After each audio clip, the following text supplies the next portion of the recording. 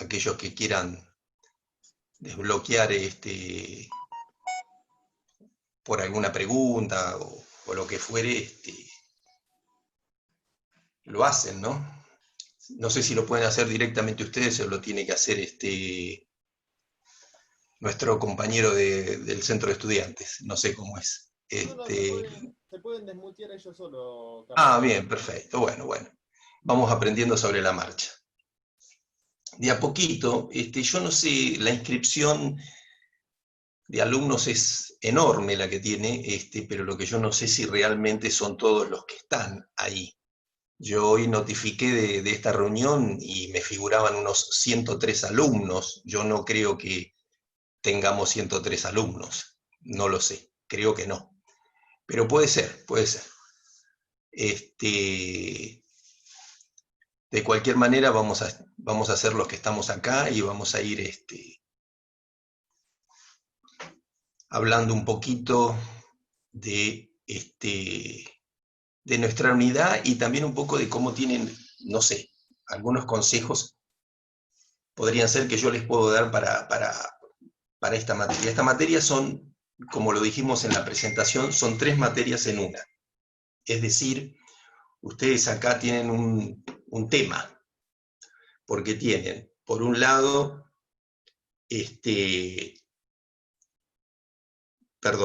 tienen por un lado el tema de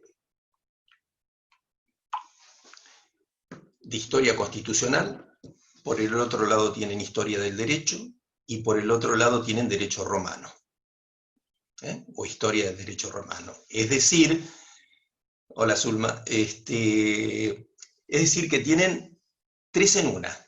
Esto cuando se cambió el plan de estudios, esas eran 3 materias, ahora están en una sola. Entonces es muy complejo la organización de 3 materias en una. Con lo cual, bueno, nosotros, los profesores de Historia Constitucional, nos abocamos simplemente a dar nuestro temario. En mi caso, yo creo que mi nombre y mi apellido les sale a todos ustedes ahí. En mi caso, tengo que desarrollar las unidades 9 y 13, si mal no recuerdo. Acá tengo el plan, sí, unidad 9, que es autoridades españolas con sede en América, y la 13, que es periodo de la Asamblea y la Declaración de la Independencia. Hoy vamos a desarrollar la primera, las autoridades con sede en América. Y, si mal no recuerdo, creo que es el 27, vuelven conmigo para dar la otra unidad, la 13. Bien. Yo les dije que le ibas a dar algunos consejos. Yo creo que ustedes tienen que buscar los puntos claves de cada una de las unidades. ¿Y qué son los puntos claves? O sea, ¿qué quiero decir con esto? Es decir, asociar todo lo que más puedan los temas y no quedarse en un aspecto meramente hechológico. Esto decir, en los hechos. Los hechos solamente nos van a mostrar grandes acontecimientos, pero no es una materia de hechología, no es el estudio de los hechos, sino que es más bien el estudio de las instituciones jurídicas. O sea, lo que ustedes tienen que buscar es eso, porque ustedes son estudiantes de abogacía, no son estudiantes de historia. Con lo cual, tenemos que buscar los aspectos institucionales, jurídicos.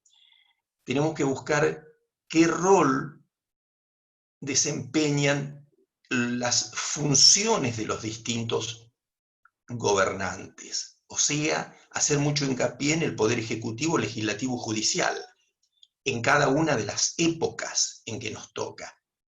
¿Quién estaba a cargo del poder ejecutivo? ¿Quién estaba a cargo del poder legislativo? ¿Y quién estaba a cargo del poder judicial? Es decir, porque esas autoridades, en la mayoría de los casos, nos fueron dadas también por un sistema que nos venía del viejo mundo. Por eso esta unidad que es de las autoridades con sede en América, no fueron, nosotros no teníamos autoridades aquí. Aquí fue una conquista con un tinte religioso, al principio muy religioso, muy católico, la evangelización del indígena, pero también eso se fue transformando con el tiempo. Y ese primer objetivo religioso se fue convirtiendo en una conquista más desde el aspecto comercial, desde el aspecto económico, desde el aspecto, si ustedes quieren, puesto en cosas puntuales. Por ejemplo, no tanto en la esclavitud.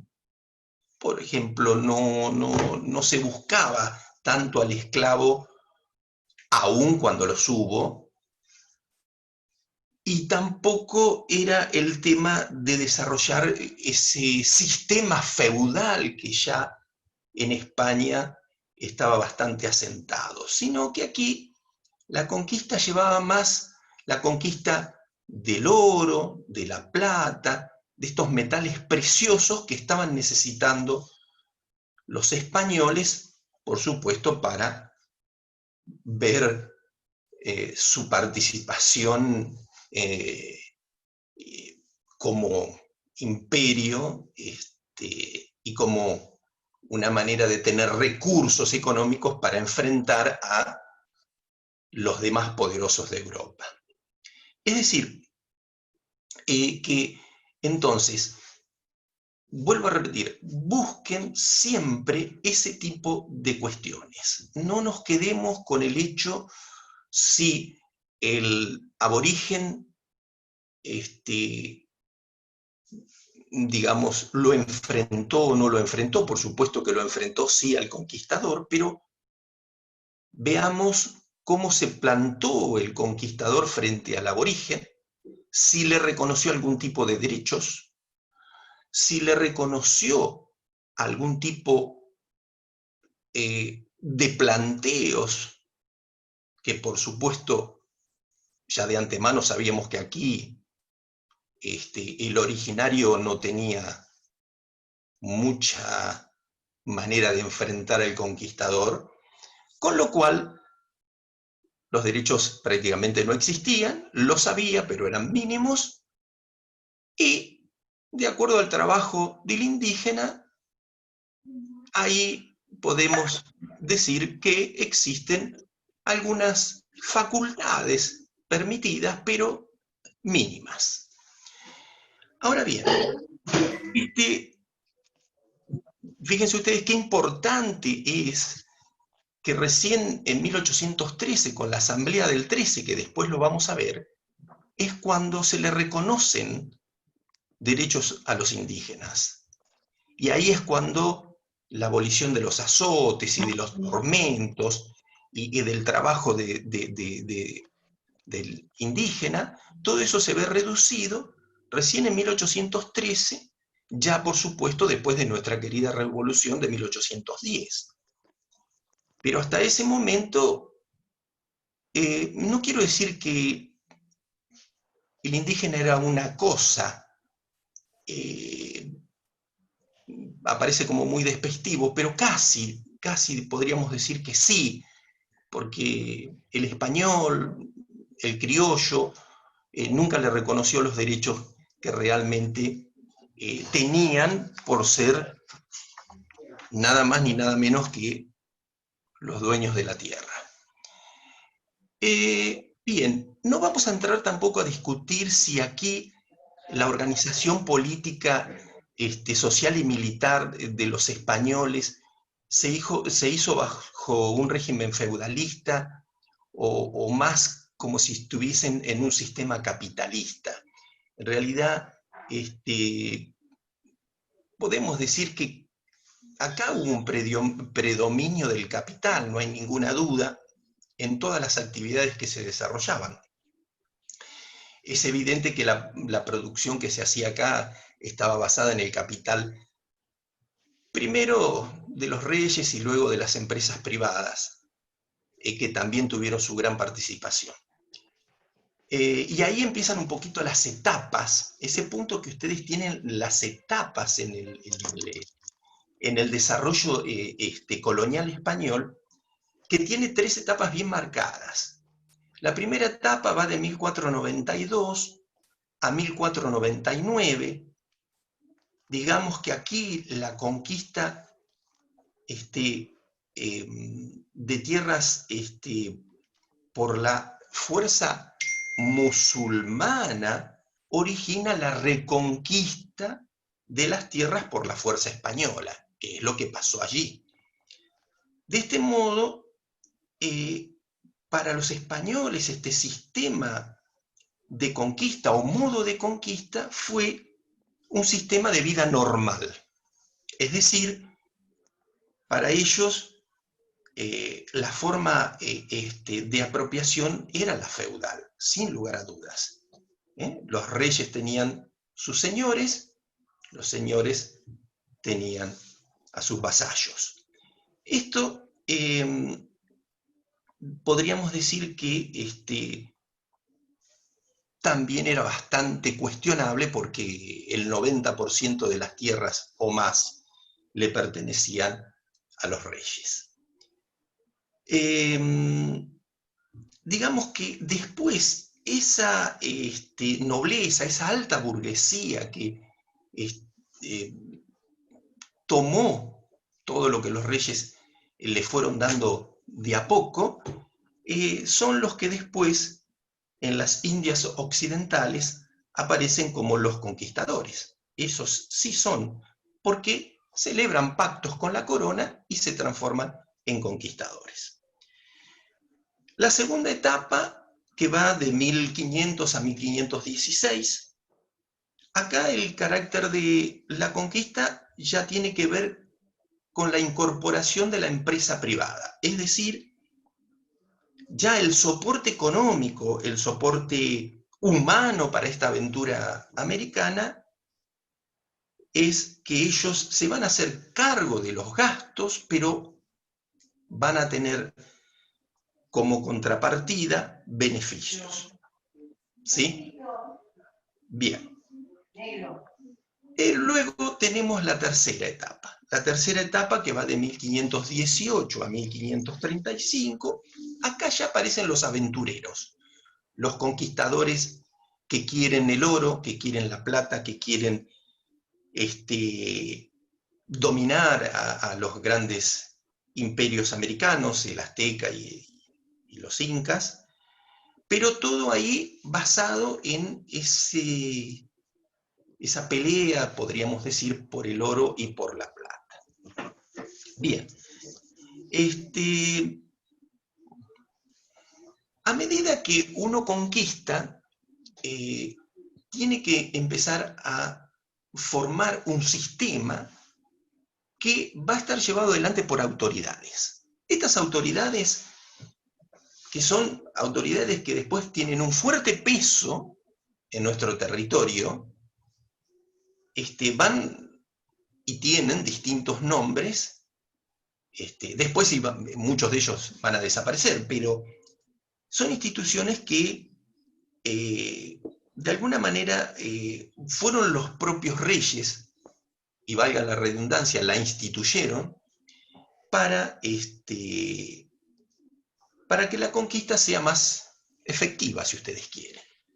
Acá aparece los adelantados, la figura de los adelantados. Esta figura, ya el nombre les está diciendo bastante, es decir, llevar adelante. Y estos adelantados lo que firmaban eran una especie, si ustedes quieren, de contrato, de convenio con el rey, y ahí iban concesiones y compromisos. Concesiones y compromisos, es decir, si ustedes quieren ponerlo como deberes y obligaciones, como facultades y obligaciones, también puede ser. Estas funciones eran muy amplias, las de los adelantados. Muchas de ellas se encontraban en la recopilación de las leyes de Indias de 1680, y las atribuciones eran de distinta índole. Por ejemplo, tenían atribuciones militares, es decir, el adelantado era el capitán general. Esto, digamos, de alguna manera el jefe de los militares. Tenían después atribuciones políticas y administrativas, es decir, también a medida que ellos, como adelantados que eran, iban fundando poblaciones, porque tierras vírgenes, y acá entonces comienzan a ejercer de alguna manera en esos territorios conquistados el gobierno, y son los adelantados quienes lo hacen. Bien, después tenían algunas facultades legislativas, por ejemplo, las ordenanzas. Esas que hoy ustedes conocen, que las ordenanzas que dictan los municipios, hoy en día hablamos de ordenanzas. Bueno, estas las tenían los adelantados. Piensen ustedes que es la primera autoridad que llega tratando de imponer un sistema en un territorio virgen. Es decir, había que formar ese sistema. Entonces, todas las facultades que ustedes conocen que tiene un gobierno, las ejecutivas, legislativas y judiciales, iban a estar en cabeza del adelantado. Pero el adelantado podía, por supuesto, hasta cierto punto. ¿Por qué? Porque dependía también, a su vez, de otros funcionarios. Todos para conformar un gobierno. Ustedes piensen como si llegaran a una isla y conquistan esa isla, y son un grupo de 20 personas, 50 personas, 100 personas, y ustedes tienen que empezar a organizar un gobierno. ¿Quién es el que administra? ¿Quién es el que dicta las ordenanzas para hacer o no hacer? ¿Qué está prohibido y qué está permitido? Y para eso formarían tal vez un consejo o una cuestión así. Y después habría alguien, que en este caso sería el que ejerce el poder judicial, ¿para qué? Para decirles si lo que ustedes hicieron está bien o está mal. Si está mal, él dictará una sentencia para que las cosas vuelvan al estado que estaban antes de que ocurriera el delito o como ustedes quieran. Viene a imponer justicia. Es decir, esta organización básica que tenemos de poder ejecutivo, legislativo y judicial no se dio de un día para el otro. Esto fue un proceso. Un proceso. Es que precisamente ustedes nuestra materia la tienen que ver como un proceso. Un proceso que comenzó con esta conquista y un proceso que terminó hoy. O todavía no terminó. Pero que hoy parecería ser, por ejemplo, que no aprendimos nada desde aquella época. ¿Por qué? Porque parece que hoy estamos cuestionando la organización. Estamos cuestionando la organización, porque no sabemos si el Poder Ejecutivo es más importante que el Legislativo, si el Legislativo es más importante que el Judicial, si ese control que existen entre los tres poderes realmente está funcionando. Y hablo de nuestro territorio, porque de eso estamos hablando de nuestro territorio. Es decir, que fíjense que ustedes pasaron tantos años desde aquella conquista a la fecha, que todavía nuestras instituciones no tienen la fortaleza que deberían tener, y después lo podemos discutir, o en algún momento ustedes lo discutirán con el profesor que dé ese tema, pero fíjense que al ser tan presidencialista nuestro sistema, hace que el poder legislativo y judicial tengan menos fuerza. Bueno, sigo. Bien, ¿cuáles eran las entonces, como les dije, las legislativas, facultades? Promulgaban ordenanzas, ¿sí? Facultaban algunas digamos, el pago de algunas cuentas y ese tipo de oficios menores, si ustedes quieren. Y judiciales era el alguacil mayor, es decir, que él intervenía entendiendo en apelación de las sentencias de los corregidores y de los alcaldes, corregidores o alcaldes. Es decir, ahí estaba un fallo, ellos emitían un fallo que luego se podía recurrir por lo que se llamaba suplicación. Bien. Tenía que tener un determinado monto, bueno, etcétera, etcétera. Profe, una pregunta. Sí. De tipo legislativas, el uso de la fuerza también podría ser, porque se ponían todos a trabajar 24 horas, ¿no? Y lo tenían que El hacer. uso, vos me preguntás, perdón, en la judicial. Esclavizar al aborigen, digamos. Ahí se usa la fuerza y es de tipo de que todos lo tenían que hacer. Bueno, en realidad, a ver, no te olvides que estamos en esta primera etapa, estamos en una etapa de conquista, Sí. donde prácticamente el aborigen participa pasivamente en cuanto a derechos, y entonces es poco los recursos que puede tener para llegar a una cuestión judicial. Es decir, si bien él es el alguacil mayor y puede, por supuesto, dirimir este tipo de conflictos que pueda haber con el aborigen, en realidad estamos en una etapa muy inicial, como para decir si estamos hablando de una defensa propiamente dicha del aborigen, ¿se entiende? Es decir, él tenía autoridad para hacerlo, no te olvides que era el representante del rey, es el primer representante del rey en nuestro territorio, y tenía amplias facultades. Pero si me pongo del lado del aborigen, eran pocos los derechos que tenía respecto a cualquier conculcación que hubiese de sus derechos por parte de los españoles. Porque no te olvides que estamos en una etapa de conquista propiamente dicha. ¿Se entiende? Sí, sí, por eso digo, que se ponían a hacer todo lo que ellos digan y eso es un punto de vista legislativo. Sí, sí, sí, sí, sí, en ese sí, está bien. Sí, es desde el punto de vista legislativo, está bien. Sí, lo que vos decís está bien. Pero quiero decir, este tema de ser el principio, digamos, ¿no? Después vamos a ver cómo si cualquier conflicto con el aborigen era manejado, pero más dentro del sistema, por decirlo así, ¿no? Bien, bien. Bien, bueno, nosotros tuvimos 3 adelantados en nuestro territorio. Fue Pedro de Mendoza, instalado desde 1536 en Buenos Aires, Álvarez Núñez Cabeza de Vaca, que se instaló en Asunción en marzo de 1542, y Juan Ortiz de Zárate, que fue designado en el Río de la Plata en 1573, a fines del 73 más o menos. ¿Cuándo concluye el sistema de adelantados? En 1593. Ahí concluye.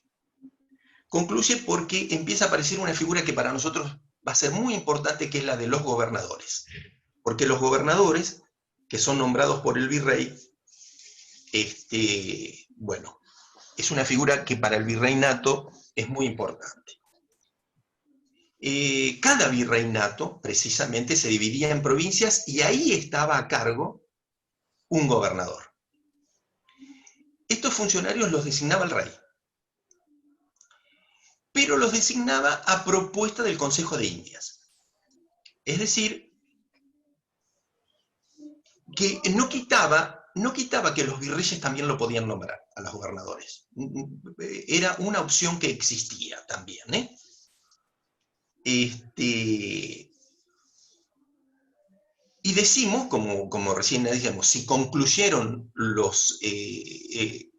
las autoridades de los adelantados en 1593, entonces en 1593 aparecen los gobernadores. Dejan esos y aparecen los gobernadores. La recopilación ya la habíamos nombrado, la de 1680, establece que duran 3 años en su cargo si son personas que están establecidas en América, y 5 si son personas que residían en España.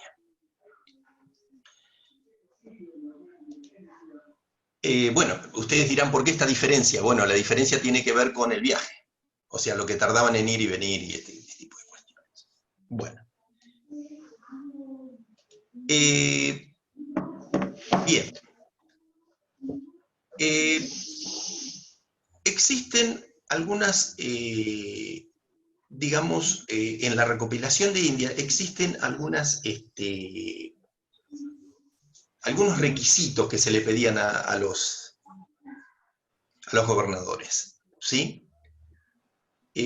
Por ejemplo, él tenía que declarar sus bienes, ¿sí? Hacer una declaración de bienes, o sea que las declaraciones juradas que hoy tenemos en día no crean que es de hoy, Ya los gobernadores hacían declaraciones, no se llamaban declaraciones juradas, pero hacían declaraciones de bienes.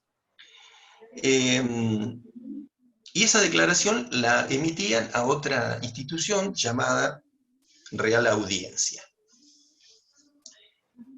¿Qué hacía la Real Audiencia? Guardaba esa declaración, la tenía para ver cuándo terminaba su mandato, cómo entraba y cómo salía respecto a sus bienes. ¿Sí?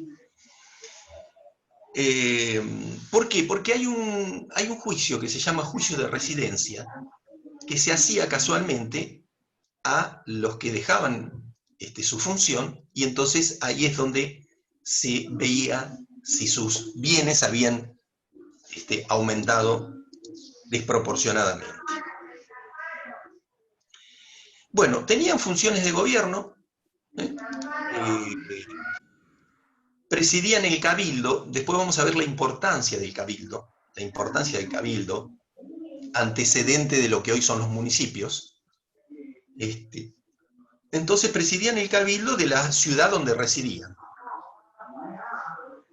Elegían a los miembros del cabildo también.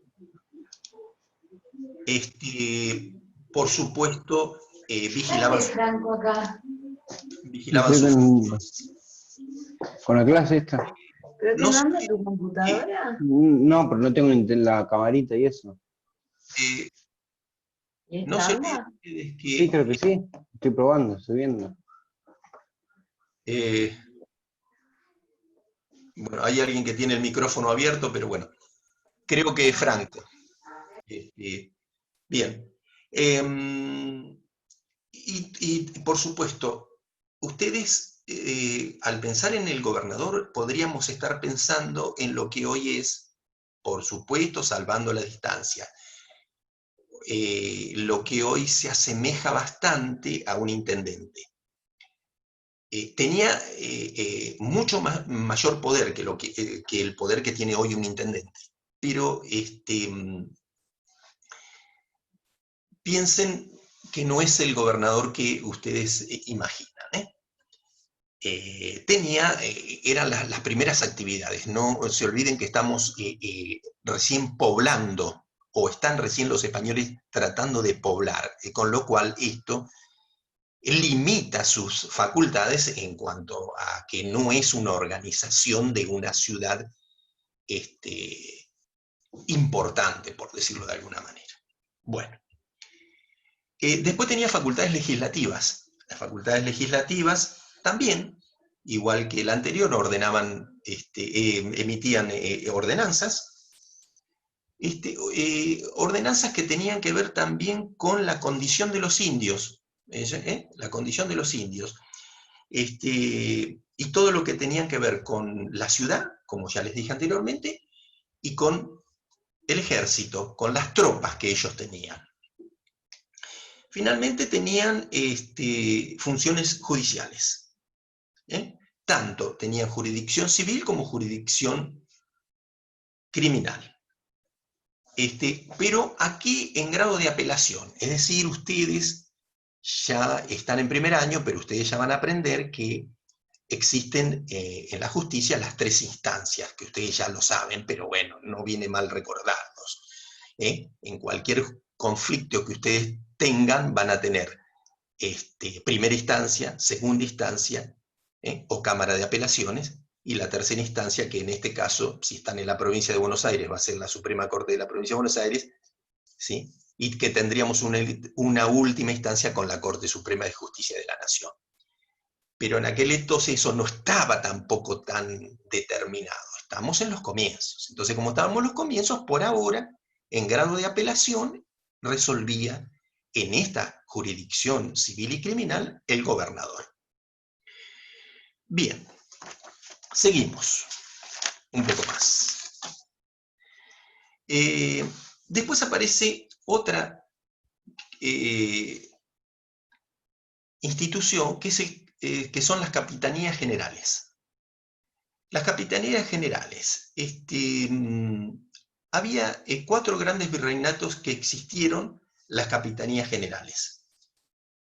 El de Cuba, el de Venezuela, el de Guatemala y el de Chile. Estos 3 últimos tenían su propia audiencia. Eran zonas que estaban fuera del virreinato, ¿sí? Y que tenían una categoría menor al virreinato. Por eso se llamaban capitanías generales. Estos capitanes generales que estaban a cargo tenían casi los mismos poderes que un virrey. Pero las zonas eran menos importantes y en el ámbito de su jurisdicción se comportaban casi como un virrey. Finalmente tenemos la figura del virrey. Esta figura que ustedes ya deben haber escuchado.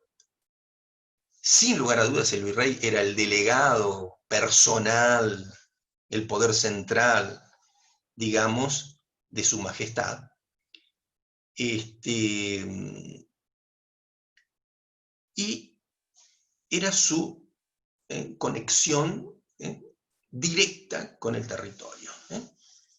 No olviden que después, en 1810, por ejemplo, cuando nosotros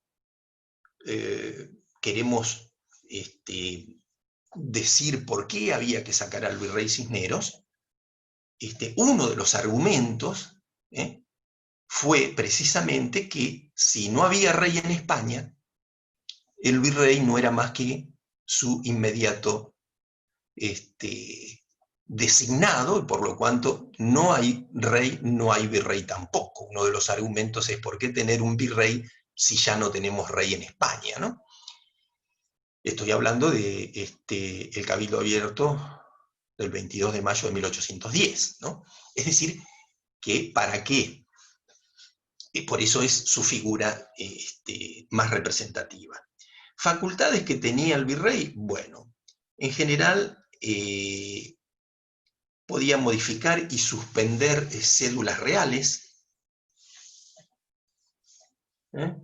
Tenía una fórmula que decía se acata, pero no se cumple. Tenía facultades ejecutivas, porque era la máxima autoridad civil y militar, o sea, tanto en las fuerzas de mar como de tierra. Si bien estaba acompañado por una junta y un auditor, pero se encargaba de todo lo que tenía que ver con fortificar al territorio. Es decir, que tenía también el cargo de superintendente de la Real Hacienda. Hacienda tiene que ver con lo que hoy es el Ministerio de Economía. Eso es la Hacienda, ¿sí?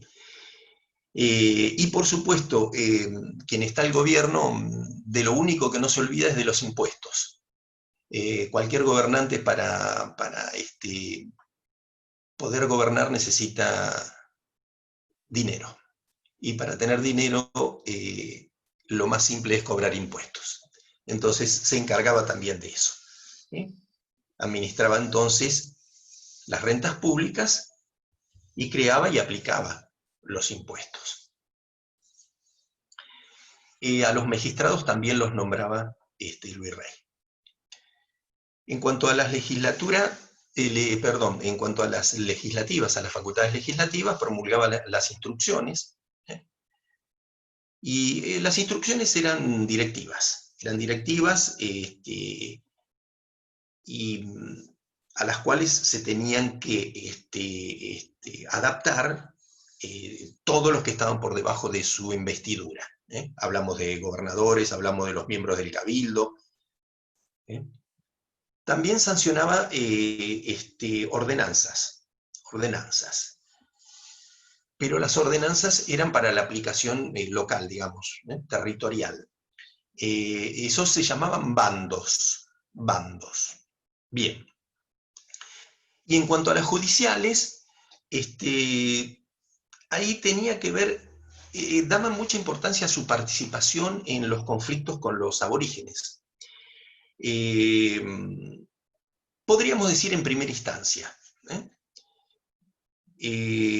También asistían los juicios de residencia, ya dijimos, los juicios de residencia que se le hacían a los gobernadores, y a cualquier funcionario importante que saliera de su puesto. Él presidía también la Real Audiencia. ¿Sí? La Real Audiencia en general se encontraba en todo lo que fuera capital del territorio, ¿verdad? En cuanto a las jurisdicciones, él fijaba los límites jurisdiccionales de las audiencias. También nombraba a jueces para causas especiales, determinaba cuáles eran los días que se tenían que reunir. Estaba obligado a inspeccionar las cárceles. Siempre estaba asistido por un asesor letrado y por un auditor de guerra. Es decir, que como verán, todo lo que tenga que ver con, incluso con las competencias de los tribunales eclesiásticos, él tenía, digamos, todo el poder para hacerlo, ¿no? Para cambiar, para transformar, para quitar cualquier cuestión.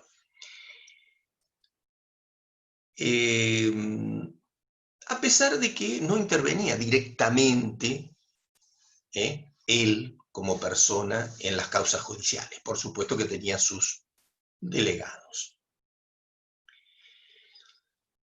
En general duraban 3 años en su mandato, pero eso era un término que la corona lo iba decidiendo, porque la corona decidía de acuerdo a las necesidades.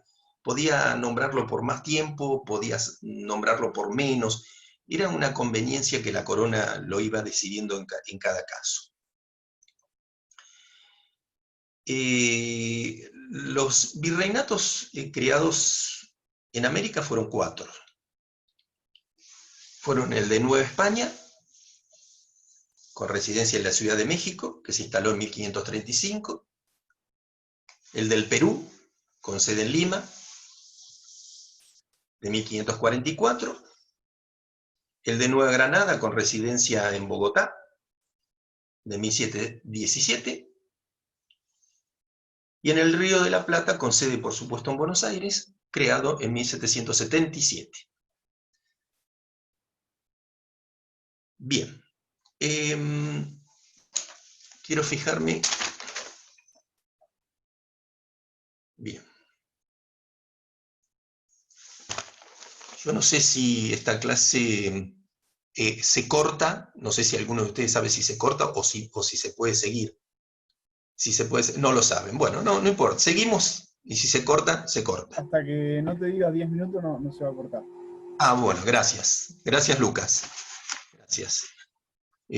Somos 23. Bueno, yo quisiera saber dónde están los otros 80, porque según mi lista, yo le mandé a 103, los notifiqué de que... ahora, acá participan 23, quiere decir 80 que no participaron. ¿Será real esto? Bueno, ya lo vamos a averiguar. No es por mí, no es para poner ningún tipo de presión. Bueno, digo, pero por lo menos usted ya le mandó, ya está. no, sí, yo estoy excusado. exactamente. Estoy excusado. Bueno, mira, y sin corbata. Muy bien. Seguimos entonces. Acá el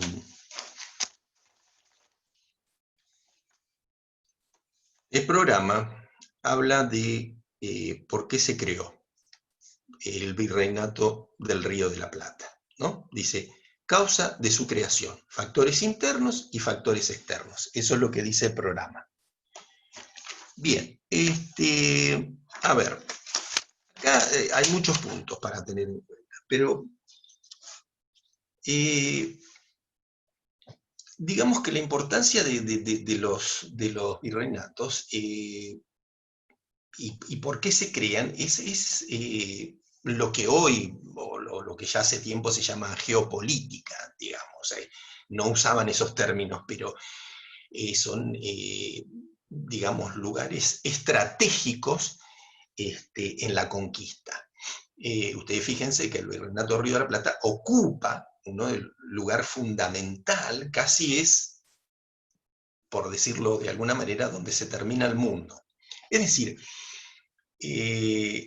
más allá cómo lo descubrieron, si fue por casualidad, pero en la creación misma se está buscando un territorio, un nuevo territorio, pero también con digamos, con un pensamiento estratégico de conquistador. Esto de quedarnos, digamos, por decirlo, en la base de un territorio que ellos no lo conocían, por supuesto, en toda su dimensión, apenas si conocían el Río de la Plata y sus alrededores, pero con el tiempo empiezan a verlo como fundamental. A medida que van conquistando, a medida que se van adelantando en otros territorios, a medida que van avanzando y van viendo el poder que tienen, la conquista les muestra por qué es importante este territorio. Pero además hay que tener en cuenta que hay factores, por ejemplo, los factores externos, ¿no? Que tienen que ver con conflictos que se fueron dando, por ejemplo, el conflicto alrededor de la colonia del Sacramento y la amenaza que había sobre la costa patagónica y las islas que dependían de, ojo, estoy hablando también incluso de las Islas Malvinas, hasta el Cabo de Hornos, ¿verdad? Entonces, controlar el Río de la Plata estaba dentro de las atribuciones del Virreinato del Perú. Y Lima se rebelaba de alguna manera contra el hecho de cumplir esta misión de entrar en un conflicto, en un territorio que desconocía. No voy a entrar puntualmente al conflicto, pero no olviden ustedes que a la suma de la conquista aparece el conflicto entre España y Portugal. Es decir, que tuvieron que llegar a acuerdos, muchos acuerdos, ya el primer acuerdo que se firma en 1750, por ejemplo, el Tratado del Trueque, o Acuerdo de Permuta, como se lo conoció, era precisamente para ir determinando y repartiéndose este territorio. ¿Sí? Es decir, cuando los imperios conquistan, y por supuesto son los imperios, o por lo menos son los más fuertes, hay que dividir el territorio entre los conquistadores. Eso de alguna u otra manera es lo que hacen España y Portugal. En cuanto si había algún tipo de amenaza extranjera contra la Patagonia, fundamentalmente venía a través de Inglaterra. Es decir, no olviden ustedes, las aspiraciones se iniciaron con el Tratado de Utrecht. Básicamente había intereses comerciales. Los ingleses básicamente tienen intereses comerciales, en todo. Entonces, ahí empieza en la primera intentona, miren, la primera intentona de 1748 de conquistar, o mejor dicho, ocupar las Islas Malvinas, 1748. Es decir, que la corona inglesa estaba dispuesta a proteger y aprovechar cualquier comercio que pudiera realizar con sus súbditos. Pero también había otro país. Yo creo que cuando uno quiere hablar de poder en esta época, tiene que hablar de Francia y de Inglaterra, en el Viejo Mundo. Son los dos países que por eso se quieren muy poco los franceses con los ingleses. Esto es histórico.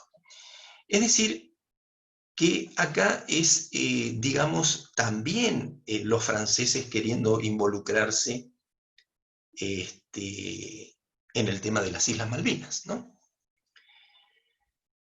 Que de hecho la ocupan, y inexplicablemente la abandonan en 1774 a las Islas Malvinas. Ahí sí quedó bajo el dominio de la corona ibérica, ¿verdad? Y en cuanto a los factores internos, bueno, acá tenemos que ir sobre todo al Alto Perú. Ahí tenemos que ir al hecho de querer incorporarse Buenos Aires y lo que podía llegar a producir esa región que iba desde Buenos Aires hasta Potosí. Es decir, acá lo que empezamos a ver es que empieza a incrementarse el comercio, empieza a incrementarse la población, y esto exige una administración más adecuada. Entonces acá es donde comienzan de alguna manera también los conflictos. Es decir, que para aquellas épocas había mucha distancia que separaban a las provincias. Es decir, Tucumán, Buenos Aires, Cuyo, Paraguay, donde estaban las autoridades y donde estaba la audiencia de Charcas. Bueno, ahí entonces empezaba todo este conflicto, por decirlo de alguna manera, porque las distancias eran el principal motivo que impidió un gobierno en esas 4 provincias. Bien.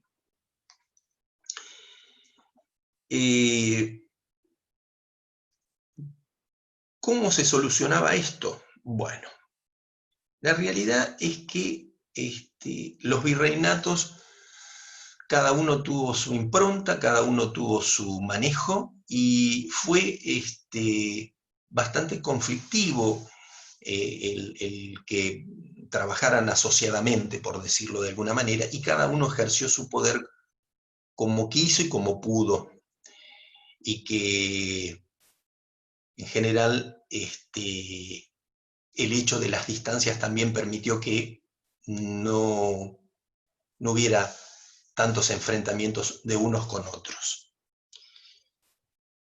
Bien. Ahora vamos a desarrollar un poquito la Real Ordenanza de Intendentes, esta que es la organización del Virreinato de Buenos Aires, que se concretó en 1782 con la Real Ordenanza para el establecimiento e instrucción de intendentes de ejército y provincia en el Virreinato de Buenos Aires.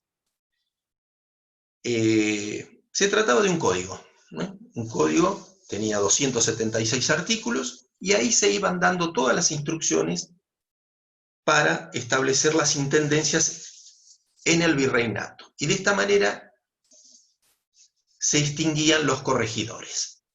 Bien. Los motivos de la creación son políticos, sin ninguna duda, eso es de lo que se trata. El centralismo borbónico de Luis XIV en Francia, esto es dejar en un segundo plano a los municipios de origen burgués o señorial, eso es lo que se trataba. ¿Cómo se dividían los territorios? Bueno, el virreinato quedó dividido en 8 intendencias y 4 gobernaciones. Estas gobernaciones dependían, por supuesto, eran subordinadas de las intendencias. Bueno, la Superintendencia de Buenos Aires comprendía las provincias de La Pampa, toda la Patagonia, Buenos Aires, Santa Fe, Corrientes, Formosa, Entre Ríos y parte del Chaco. Esa era la Superintendencia de Buenos Aires. ¿Eh? Después estaba la Intendencia de Salta del Tucumán, que comprendía Intendencia de Salta del Tucumán, que comprendía las provincias de Santiago del Estero, Tucumán,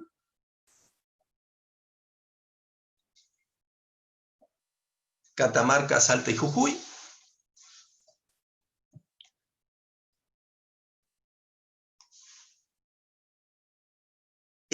La Intendencia de Córdoba del Tucumán, que ahí entraban Córdoba, La Rioja, San Luis, Mendoza y San Juan.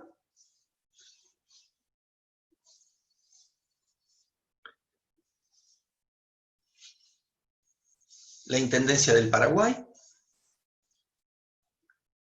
que ahí entraba toda la gobernación en la cual había estado antes el Paraguay. La Intendencia del Potosí, que era todo el sur del Alto Perú con salida al Pacífico.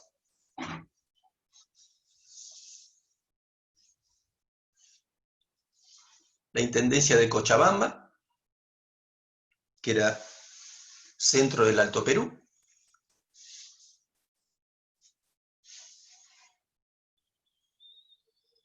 Intendencia de La Paz, entre el lago Titicaca y los Andes. Y finalmente, la Intendencia de Charcas o Chuquisaca,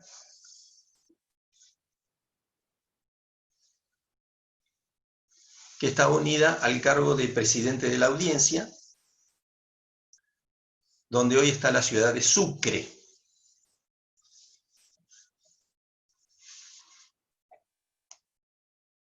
Bueno, los intendentes tenían funciones muy importantes. Por ejemplo, de Hacienda.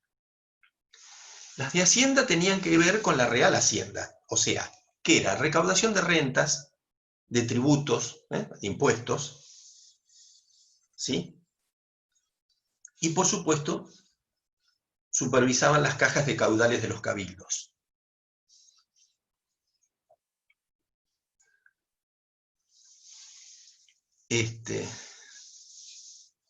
Después, justicia, tenían que ver con rever todas las sentencias de los alcaldes de primer y segundo voto. Podían rever las sentencias.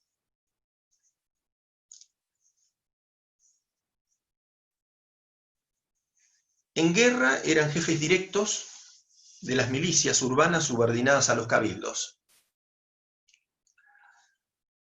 Eran jefes directos de las milicias subordinadas, entonces, como les dije, a los cabildos.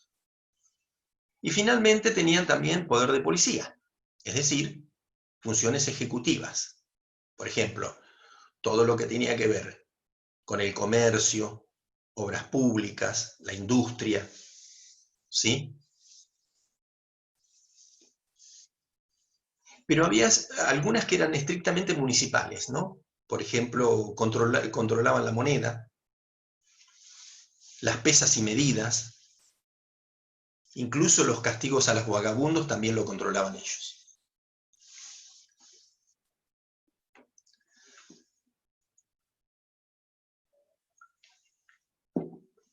Bueno, sé que están cansados, pero cuando uno está cansado tiene que seguir.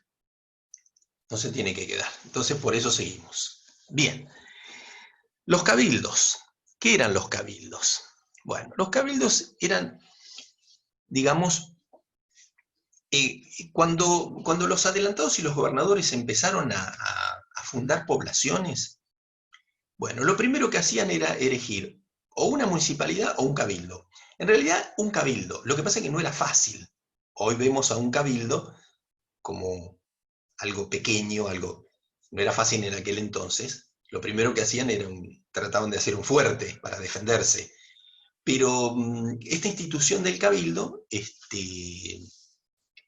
era, digamos, el lugar físico del gobierno, ¿sí? El lugar físico del gobierno. Es decir, donde estaban los encargados del gobierno de ese territorio, ¿verdad? Bueno. Yo hace mucho tiempo daba una materia que se llamaba Derecho Municipal, ¿no? Bueno, y ahí le dábamos mucha importancia al cabildo porque precisamente fue un antecedente de los municipios, ¿eh? Entonces, cuando dábamos derecho público provincial y municipal, ahí hacíamos hincapié mucho en esta formación del cabildo, porque el cabildo fue históricamente el antecedente. Ustedes piensen que con nosotros están viendo historia constitucional, historia de la Constitución. ¿Por qué los artículos dicen lo que dicen y no dicen otra cosa? ¿Eh? ¿Por qué dicen eso? ¿Podrían decir otra cosa? Sí, claro, podrían decir otra cosa, pero bueno, nosotros vamos a la historia de los artículos. Los grandes constitucionalistas, ellos les van a dar teoría constitucional, o sea, les van a decir los aspectos más jurídicos. Nosotros les vamos a decir por qué se llegó al artículo 29. ¿Por qué se declara o se puede declarar a alguien infame traidor a la patria? ¿Por qué?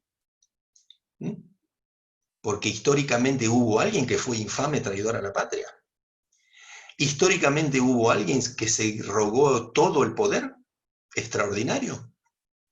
Sí hubo, ¿no? Ustedes lo saben. ¿Quién fue ese gobernador que se irrogaba el poder de toda la República? Que andaba con los colorados. Juan Manuel. ¿Qué Juan Manuel? Rosas. Sí, Rosa. Bueno, es decir, que el artículo 29 es por él. El artículo 29 de nuestra Constitución fue por él. Nadie se podía irrogar el poder total. Nadie podía tener facultades extraordinarias, porque si vos tenés facultades extraordinarias no existe la república, no existe la división de poderes, ejecutivo, legislativo, judicial. ¿Por qué? Porque él ejerce los tres poderes, tiene las facultades extraordinarias. Entonces, al declarar infame traidor a la patria, ¿a quién detente ese poder, no? Esos poderes, mejor dicho. Bueno, bien. Entonces, el origen de los cabildos estuvo en el ayuntamiento español. Este es el origen. El ayuntamiento fue muy importante en España durante la conquista, durante la reconquista, contra los moros. Bueno, las funciones son muchas y muy importantes. Desde funciones financieras, a funciones electorales, funciones de gobierno. Vamos a desarrollar, por ejemplo. ¿Están abiertos los chinos ahora, ma? Puede silenciar usted. ¿Están abiertos los chinos? Sí. ¿Tenés 100 pesos para comprar coche? Bueno, perdón, Bueno, funciones financieras. Si bien no podía establecer impuestos, no los establecía, pero podía dictar, digamos, para que se perciban por intermedio de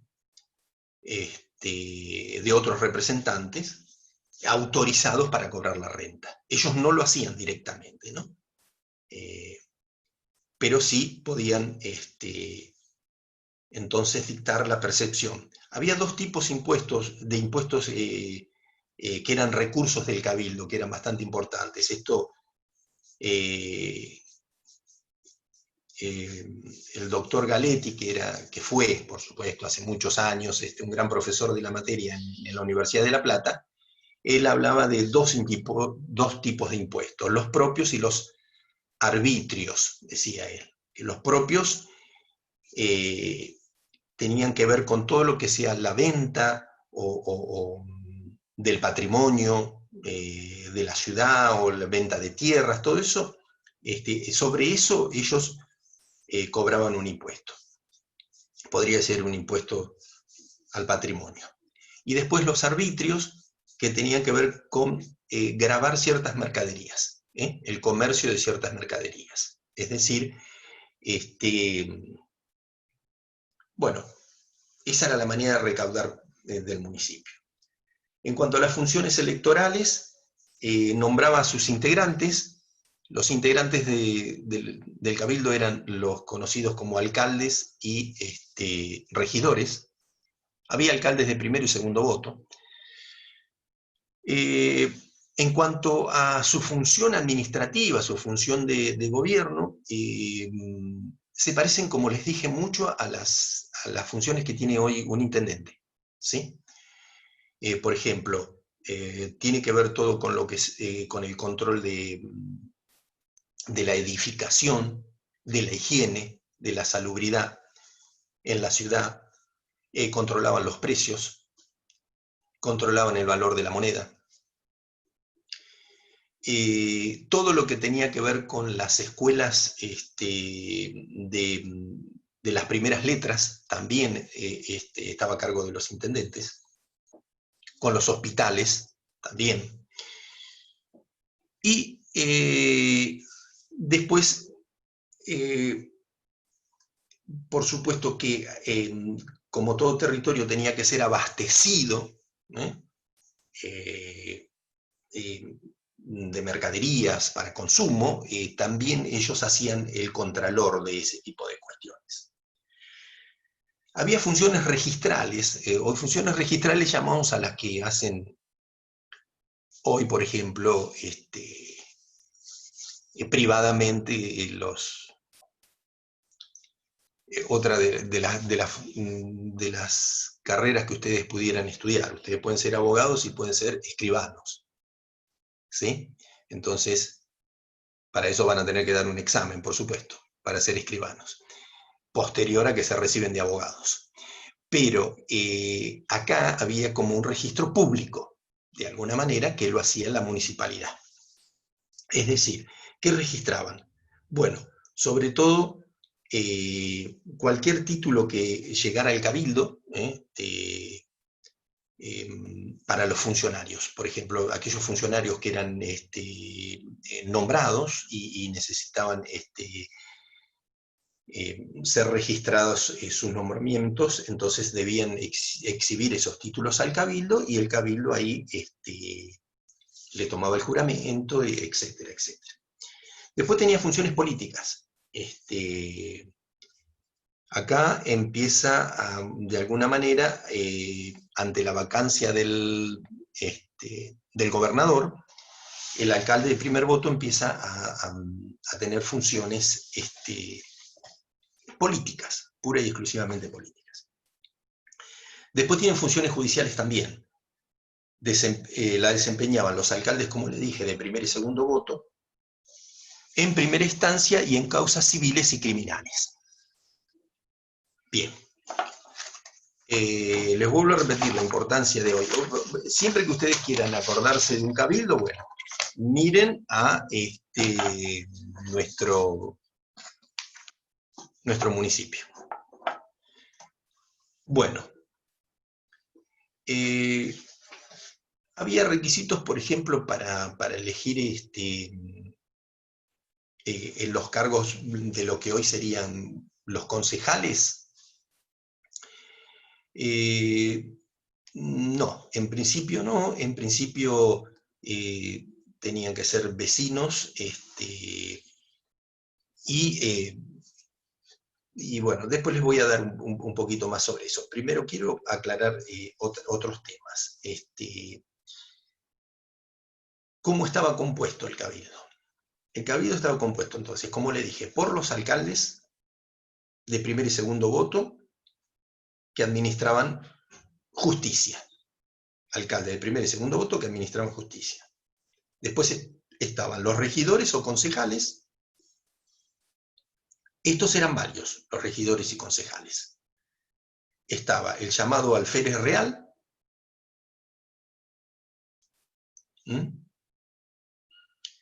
Este era el que portaba el estandarte de la ciudad. En cualquier ceremonia pública y todo portaba él.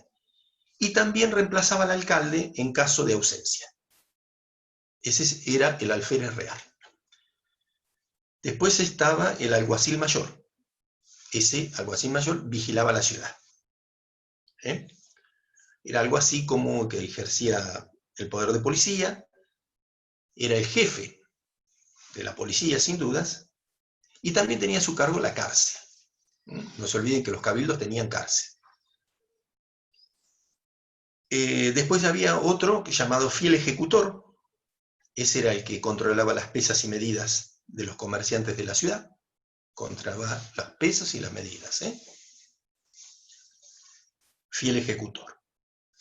Había otro funcionario llamado mayordomo, que administraba los bienes comunales y sobre todo custodiaba el edificio del cabildo. Ese era el mayordomo.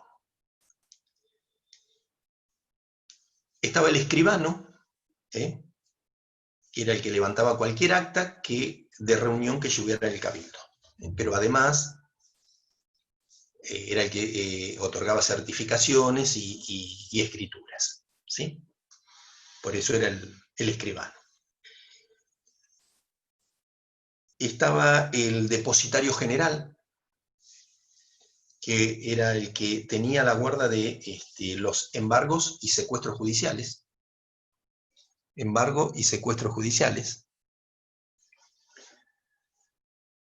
Estaban los alcaldes de la Santa Hermandad. Estos tenían funciones policiales, pero fuera de la ciudad, todo lo que fuera en la campaña, ¿verdad? Estaban los alcaldes de aguas, o sea, tenían que ver con administrar todo lo que sean las acequias públicas y el agua para riego. Estaban los alcaldes de barrio. Estos también tenían funciones policiales, pero simplemente en los barrios que estaban muy alejados.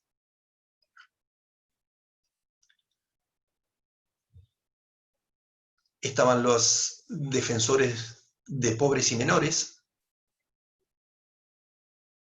Bueno, eran precisamente eso, representaban a los pobres y a los menores, que no tenían posibilidad de acceder.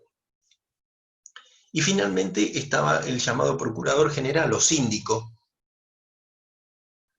procurador, que representaba los intereses de la comunidad, el procurador.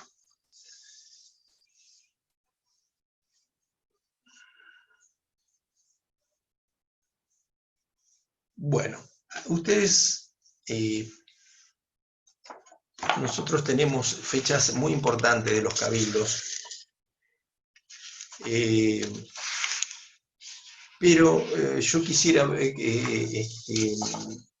sobre todo que ustedes hicieran hincapié en el Cabildo Abierto del 22 de mayo de 1810.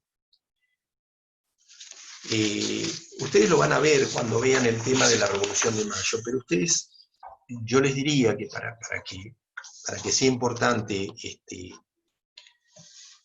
quédense tranquilos, ya con esto terminamos, porque si yo mal no recuerdo estaríamos con casi todos los temas. ¿Sí?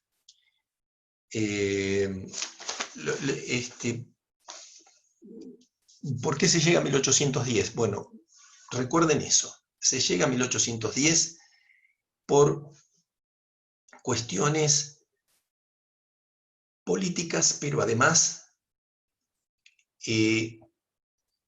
por cuestiones vinculadas a una estrategia de los pobladores de nuestro virreinato. Es decir, se aprovecha un momento en donde España se encuentra debilitada por las incursiones de Napoleón y porque ya no había rey en España, ya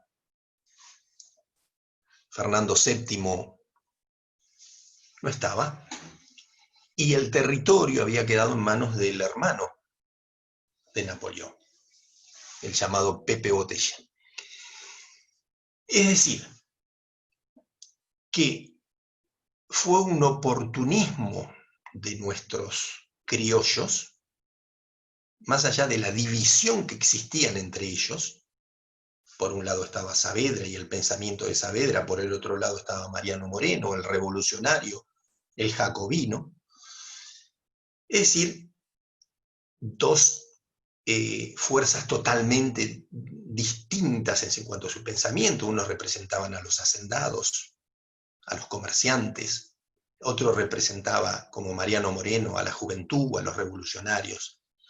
Es decir, que ese oportunismo fue por la debilidad exterior en el poder de España. Si España no podía sostener su territorio, menos aún podría sostener un territorio tan alejado del propio. Es decir, si el rey allá no ejercía ningún poder, el rey acá menos podría ejercerlo. Entonces la Revolución de Mayo, que es localista, no es nacional, es localista. Después podríamos decir que se nacionaliza, para decirlo de alguna manera. En principio es oportunista. Entonces, depuesto el rey, deponemos al virrey. Ahí ocurre algo medio extraño cuando se quiere poner en la presidencia nuevamente a Cisneros, el mismo 24 de mayo de 1810, lo cual los revolucionarios no lo iban a permitir. Por eso es que ya el 25 aparece nuestro primer gobierno patrio. Cuando ustedes le dicen cuál es nuestro primer gobierno patrio, el de la primera junta del 25 de mayo de 1810. Ese es nuestro primer poder o nuestro primer gobierno patrio, que por supuesto no salió de la nada. Hubo bastantes discusiones el 22 de mayo. Las discusiones tenían que ver en que había posturas españolas y posturas americanas. Posturas que tenían que ver con el pensamiento de lo que los españoles decían. Por ejemplo, el obispo Benito de Lue y Riega, que representaba los intereses españoles, decía: mientras haya un español en nuestro territorio, ese español tiene que mandar en América. Después, por ejemplo, el fiscal Villota, que era también del pensamiento español, pero era un poco más hábil, no tan extremo, decía: bueno, ¿y por qué Buenos Aires irroga el poder de todo el territorio? Habría que preguntarles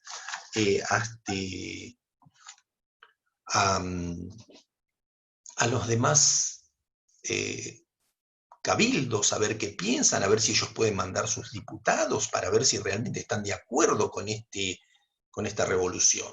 Bueno, al final buscaba que los representantes de los otros cabildos iban a ser españoles y iban a apoyar la postura española. Después se habló de alguna postura de que Buenos Aires era nuestra hermana mayor y como hermana mayor había que respetar su pensamiento en cuanto a su revolución, y después las demás provincias debían de alguna u otra manera ratificar lo que Buenos Aires había hecho. Y después hay una postura bastante importante, eso lo van a ir viendo ustedes, que es la retroversión del poder, que el poder instalado, acá vienen también un poco el pensamiento del el jesuita Suárez, donde él habla de que si el poder estaba de alguna u otra manera, el pueblo se lo había entregado a Dios, Dios se lo dio al monarca. Resulta ser que ahora el monarca no está, y si el monarca no está, el poder vuelve al pueblo.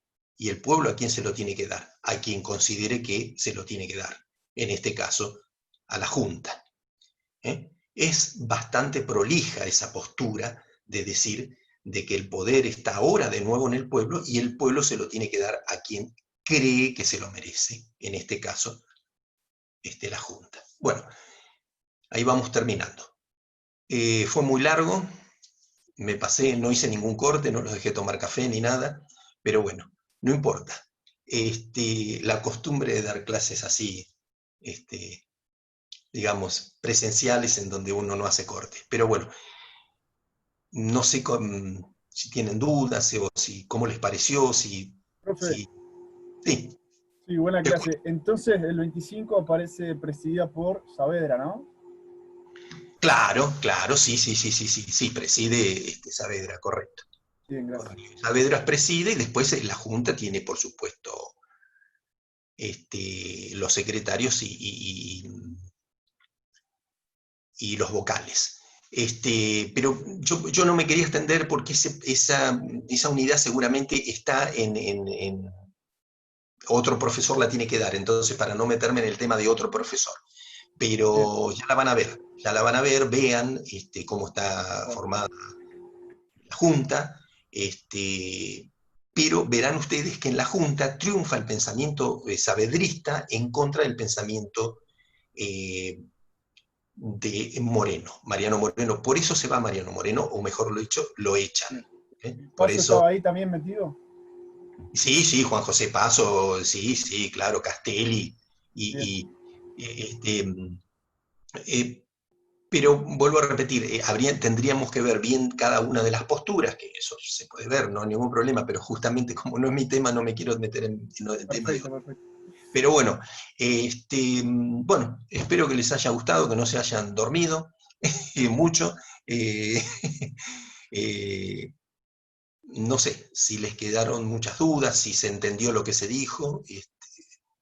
Igualmente tienen subido, creo, en la materia tienen algunos papers que yo subí, y voy a ver si subo algún otro. Léanlos porque tienen que ver, por supuesto, con nuestras dos unidades, con la 9 y la 13.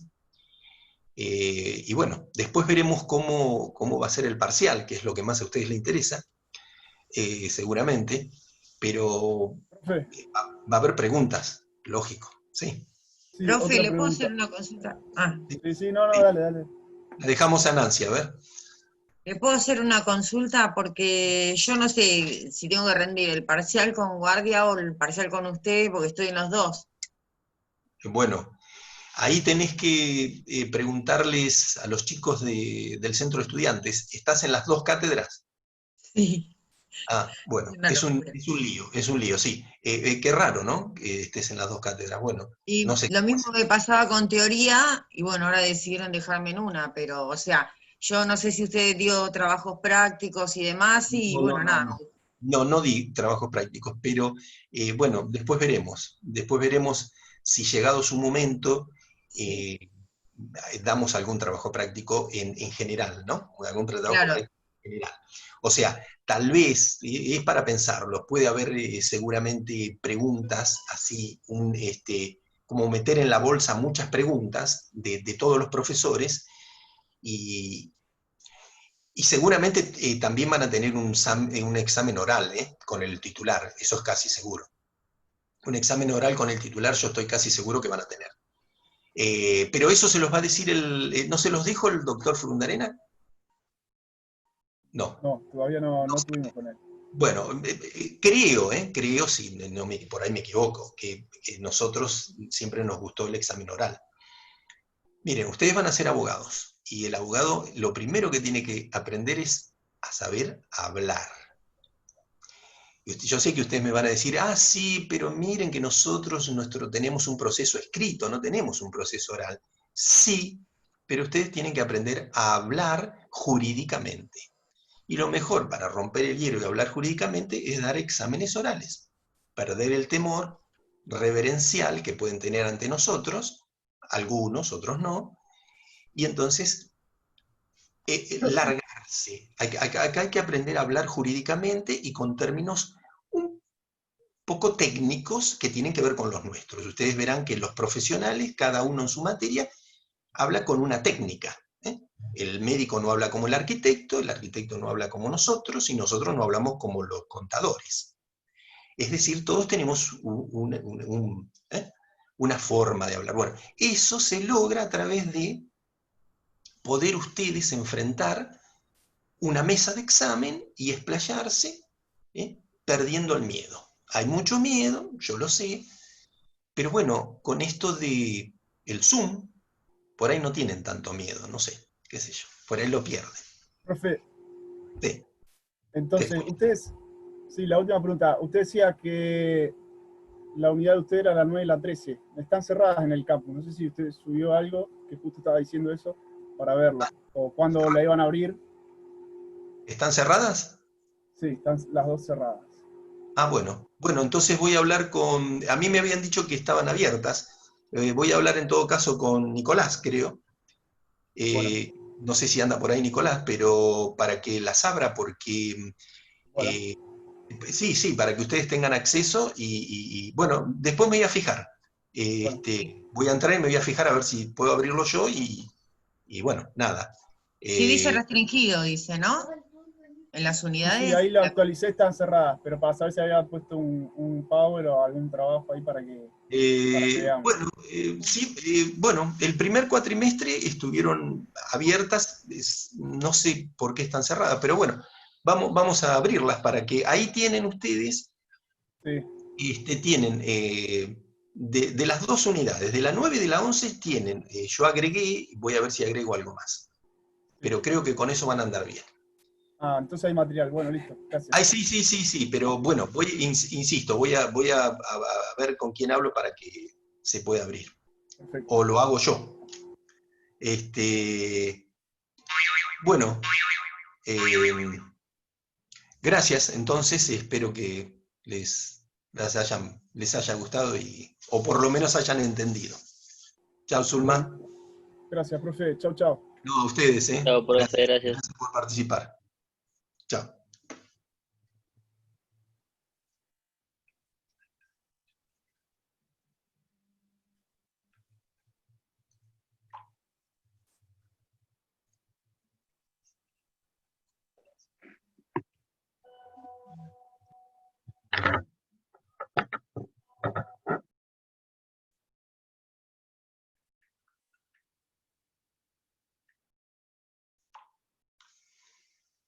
¿Y? ¿Te gustó? ¿Sí? ¿Entendiste? Sí, sí. Para ver.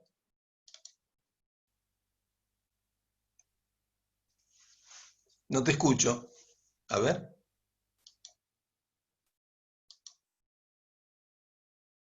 Reactivar el audio, ¿eh?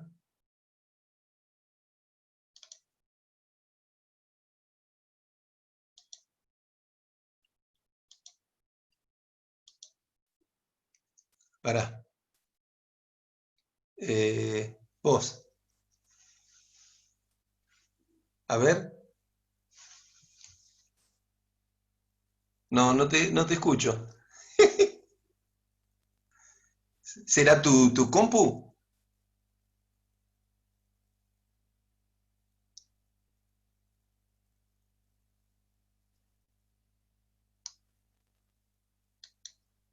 A ver. ¿Qué es eso?